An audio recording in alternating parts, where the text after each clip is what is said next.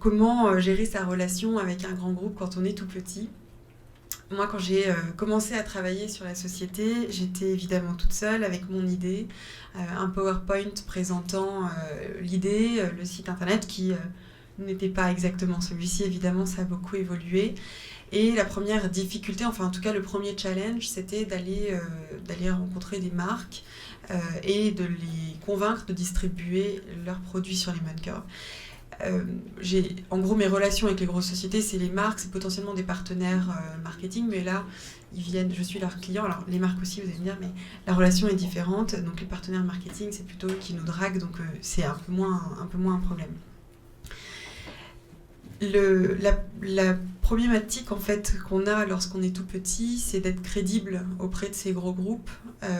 Les marques de lingerie, après je pense que chaque histoire est différente, mais les marques de lingerie, leur problématique c'est qu'elles dépensent énormément d'argent en marketing. Ce sont des structures qui ont en plus vécu des années un petit peu difficiles, qui dépensent énormément d'argent en marketing pour créer une image très très forte et qui en fait, avec une crainte, c'était d'être distribuées sur un petit site qui ne respecte pas leur image, pas leur prix et qui fassent un peu n'importe quoi. Ils étaient hyper sollicités, enfin vraiment sursollicités par des acteurs qui se lançaient aussi sur le marché. Et toute la difficulté, c'était de leur dire qu'en fait tous les autres, il ne fallait pas les regarder, mais que Lemon Curve, c'était le seul projet qui était sérieux, avec une visibilité sur le développement et une vraie vision en fait de ce qu'on voulait en faire. Je crois qu'il y a 3 étapes. Enfin, moi, en tout cas, j'ai vu 3 étapes, parce qu'aujourd'hui, la tendance s'est inversée. Mais la première étape, c'est qu'on n'a aucune légitimité face à ses partenaires, face à ces gros groupes. Donc, il faut travailler leur confiance. La deuxième étape, c'est qu'en fait, il faut faire ses preuves. Et la troisième étape, c'est le meilleur moment, c'est quand la tendance s'inverse et que c'est eux qui ont besoin de nous. On y arrive. Donc ça, c'est vraiment beaucoup plus agréable. Donc quand j'ai lancé la société, j'ai contacté un certain nombre de marques à l'époque, et la première qui m'est répondue, c'est Obad.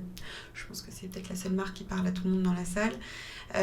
Et forcément, l'enjeu est fort parce que c'était une marque que je voulais absolument distribuer. Donc j'étais à la fois très contente qu'ils me répondent et en même temps un peu embêtée parce que j'aurais préféré me casser les dents en rendez-vous face à des plus petites structures avec beaucoup moins d'enjeux.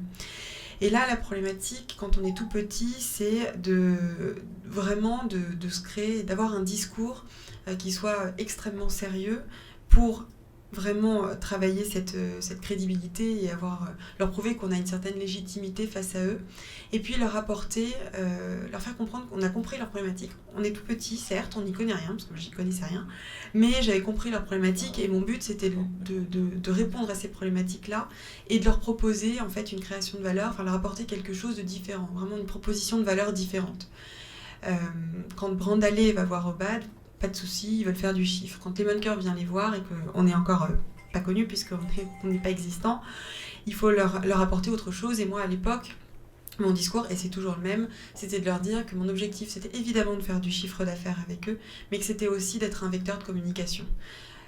Obad, distribué sur Obad, Dim, Wonderbra, enfin toutes les marques de lingerie, distribuées sur des petits sites mal faits, soit hyper kitsch, soit hyper vulgaire, parce que c'est ce qui existait un peu à l'époque. C'est pas la même chose que d'être présenté avec un respect de leur image et un gros travail de communication.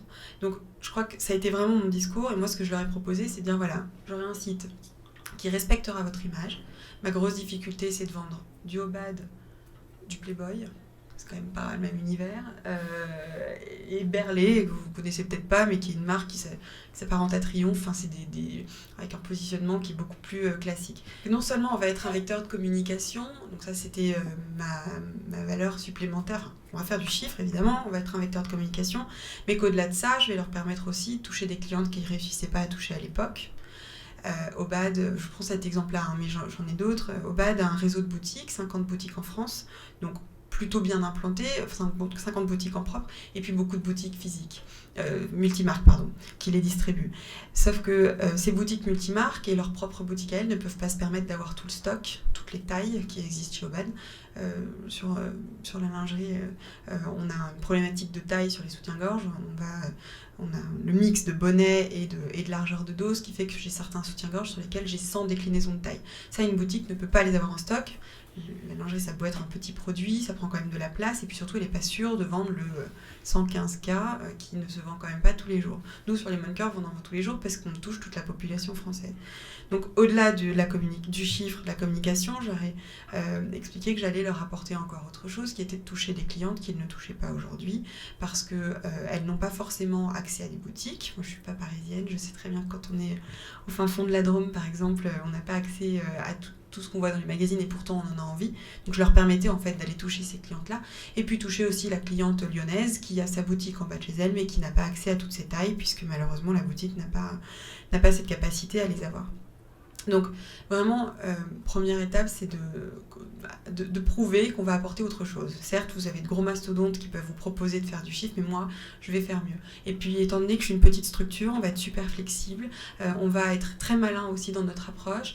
Je vais travailler avec des blogueuses mode et puis leur envoyer vos produits. En gros, je vais faire vos RP, tout simplement, puisqu'on va le faire, ça va bénéficier à la marque, mais ça va aussi être bénéfique pour nous. Et puis, je vais aussi vous faire des retours clients. Aujourd'hui, vos distributeurs physiques, malheureusement, ils n'ont pas de stats sur vos clientes. Moi, je vais vous faire des retours sur les stats. Enfin, je vais vous apporter un certain nombre de choses.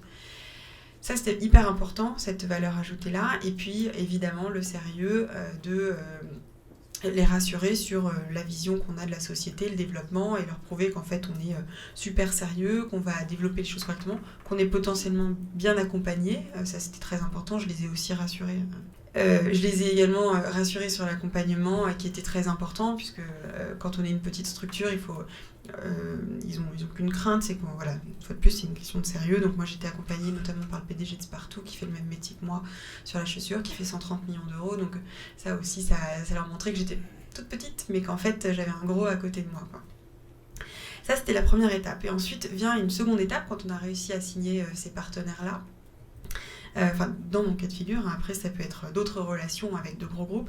La deuxième étape, c'est de leur montrer qu'ils ont bien fait de nous faire confiance, et ça c'est quand même évidemment très important.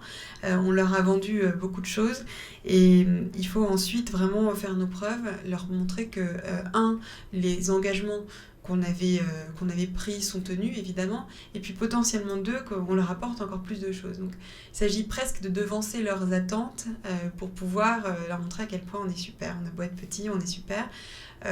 Et ça c'est super important. Donc là, l'idée, c'est de mettre en place effectivement tout ce qui a été prévu, mais c'est aussi, par exemple, d'apporter d'autres choses à ces marques. On a fait des rencontres avec des clientes, donc on leur a proposé d'échanger avec ces clientes, enfin, un certain nombre de choses supplémentaires. Et puis évidemment, de mettre en place sa structure pour que, en l'occurrence, chez nous, le chiffre se développe et qu'ils aient tout intérêt à continuer à travailler avec nous. Et ce qui est intéressant, c'est qu'en ayant été super sérieux, en ayant construit toutes ces choses-là, si derrière on respecte nos engagements et qu'en plus on a la chance de bien développer l'activité, eh bien il y a un moment où en fait on se rend compte que la tendance s'inverse un petit peu. C'est-à-dire que moi au début je suppliais presque les marques de me vendre, mais vraiment, et j'ai encore une marque qui refuse, c'est mon challenge de l'année, de les signer. Je suppliais les marques de me vendre, et aujourd'hui, je me rends compte que c'est elles qui vont me demander de l'info, et là je commence à leur faire payer potentiellement cette info. Et puis surtout, j'ai fait évoluer nos conditions commerciales, puisque je les suppliais de me vendre, donc j'avais zéro remise sur facture, j'avais absolument rien. Et puis à un moment donné, on commence à montrer qu'on apporte vraiment quelque chose, et que le modèle typiquement commercial peut évoluer. Moi, j'ai un modèle très simple, j'achète mes produits, tous les produits qui sont sur le site sont en stock. Il faut savoir qu'on a plus de 40 000 références, donc c'est un volume de stock qui est vraiment super important, donc une gestion de trésorerie très compliquée. Mon enjeu, à un moment donné, c'était de dire aux marques, plutôt que de me vendre et de me vendre les produits directement, on va faire du conditionnel. Donc ça, c'est en gros du dépôt-vente, quoi. Donc vous mettez votre stock dans mon entrepôt, je vends à la cliente, et puis en fait je vous paye quand j'ai vendu. Donc là c'est génial, parce qu'on a un BFR qui est négatif, ça inverse un petit peu les choses d'un point de vue trésorerie. Mais ça, évidemment, au début, elles sont pas du tout à l'écoute. Et puis progressivement, on sent que la relation s'inverse, et que dans les négos, elles commencent à s'intéresser à ce qu'on fait, qu'elles commencent à voir un chiffre qui évolue, alors que Par ailleurs, potentiellement sur le secteur, ce n'est pas forcément le cas. Et c'est à ce moment-là qu'en fait, on inverse la tendance en leur disant, voilà, maintenant ça fait 3 ans qu'on existe, on vous a prouvé qu'en fait, on avait un chiffre qui faisait x2 chaque année, qu'on traitait bien vos marques, qu'on vous propose un certain nombre de services annexes. Moi, j'ai des demandes. Et donc là, c'est le moment où la petite structure se fait respecter, entre guillemets, de la part de la plus grosse société. Et c'est là qu'on peut se permettre d'avoir des demandes qui soient commerciales ou autres. Voilà. Donc, l'idée pour moi, c'est vraiment, on se fait tout petit et on leur apporte vraiment de la valeur ajoutée, enfin, une proposition de valeur différente. 2, on fait nos preuves. Et 3, on inverse la tendance.